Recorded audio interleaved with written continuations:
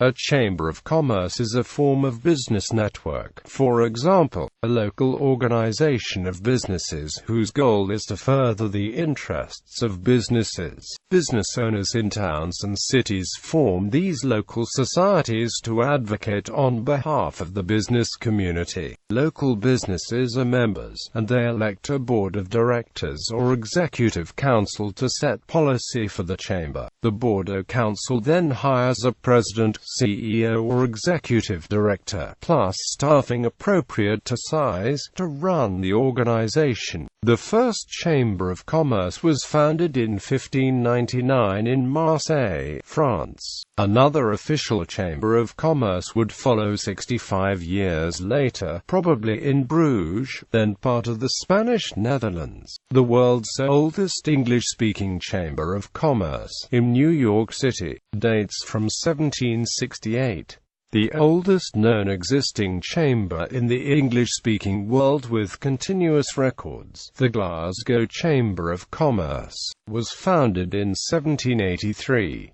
However, Hull Chamber of Commerce is the UK's oldest, followed by those of Leeds and of Belfast in Northern Ireland. As a non-governmental institution, a Chamber of Commerce has no direct role in the writing and passage of laws and regulations that affect businesses. It may, however, lobby in an attempt to get laws passed that are favourable to businesses. They also work closely with a number of other youth organisations in the country about the value and role of business in our society today. Compulsory chambers add Austria characteristics. Membership in an individual chamber can range from a few dozen to well over 800,000, as is the case with the Paris Île-de-France Regional Chamber of Commerce and Industry. Some chamber organizations in China report even larger membership numbers. Chambers of commerce can range in scope from individual neighborhoods within a city or town up to an international chamber of commerce.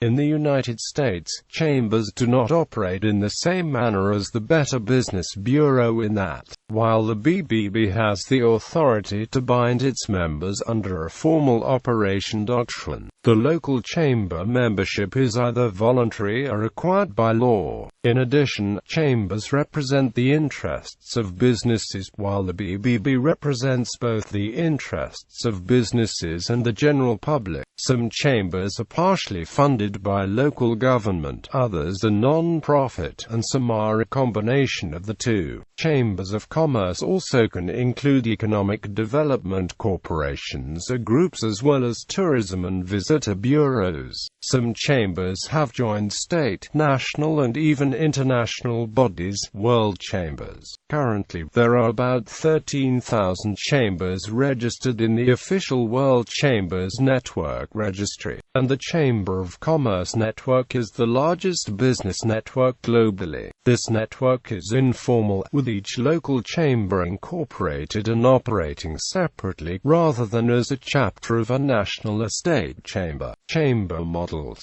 community, city and regional chambers. Chambers of commerce in the United States can be considered community, city, regional, state, or nationwide. City chambers work on the local level to bring the business community together to develop strong local networks, which can result in a business-to-business exchange. In most cases, city chambers work with the local government, such as the mayor, the city council and local representatives to develop pro-business initiatives. There are also bilateral chambers of commerce that link the business environments of two countries. Community chambers. Community chambers of commerce have started in the UK and later spread to in the US, becoming city chambers of commerce as the communities developed and became larger. Community chambers of commerce are smaller and most have limits on numbers of members. City chambers of commerce have a long history in the US. The Charleston Chamber of Commerce is one of the oldest, dating back to colonial 1773.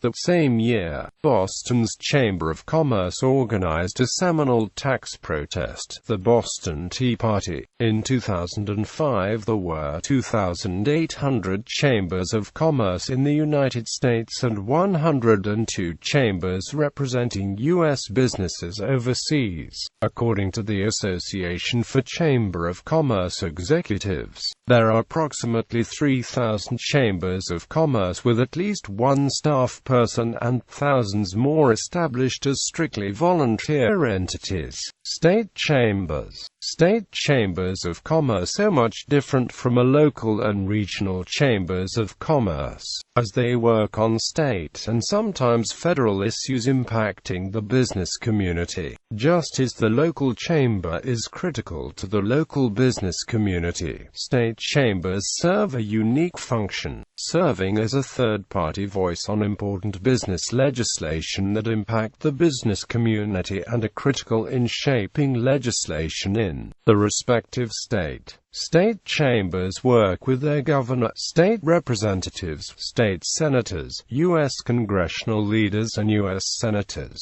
in comparison with state trade associations, which serve as a voice and resource to a particular industry. State chambers are looked to as a respected voice, representing the entire business community to enhance and advocate for a better business environment. National and international chambers. Understanding the national or international need for understanding and information is the key service that these level of chambers of commerce provide. These services are in most cases at no fee or cost to the members. Some of the resources offer personal and/or business services that may have a very low fee.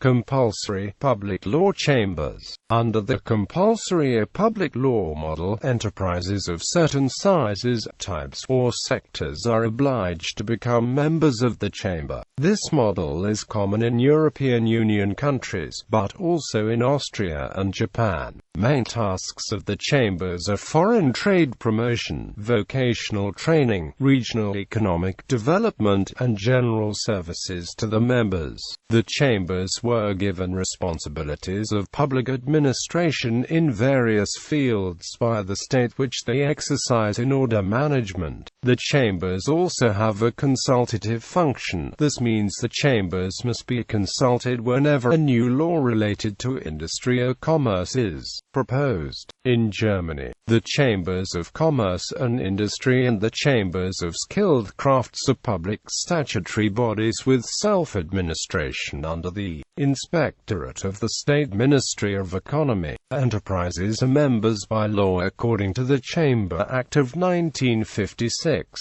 Because of this, such chambers are much bigger than chambers under private law. IHK Munich, the biggest German chamber of commerce, has 350,000 member companies. Germany also has compulsory chambers for free occupations, such as architects, dentists, engineers, lawyers, notaries, physicians and pharmacists. Continental, private law chambers. Under the private model, which exists in English-speaking countries like USA, Canada or the UK, but as well in Sweden, Finland, Norway and Denmark, companies are not obligated to become chamber members. However, companies often become members to develop their business contacts and, regarding the local chambers, to demonstrate a commitment to the local economy. Though governments are not required to consult chambers on proposed laws, the chambers are often contacted given the local influence and membership numbers. Multilateral chambers. A multilateral chamber is formed of companies from different countries with a common business interest towards or in a specific country. It can further be active in representing the interests of local and foreign investors in that specific country, achieved through promotion and proactivity regarding the general business environment. Multilateral chambers of commerce are independent entities strengthening business relations and interactions between all economic players, and the members may benefit from a broad range of activities that enhance the visibility and reputation of the business. Surveys. In many countries, chambers of commerce are a source of private sector information. The information is usually gathered by surveying chamber members. The British Chambers of Commerce Quarterly Economic Survey is an example of a Chambers of Commerce survey that is used by official governmental departments as a guide to the performance of the economy.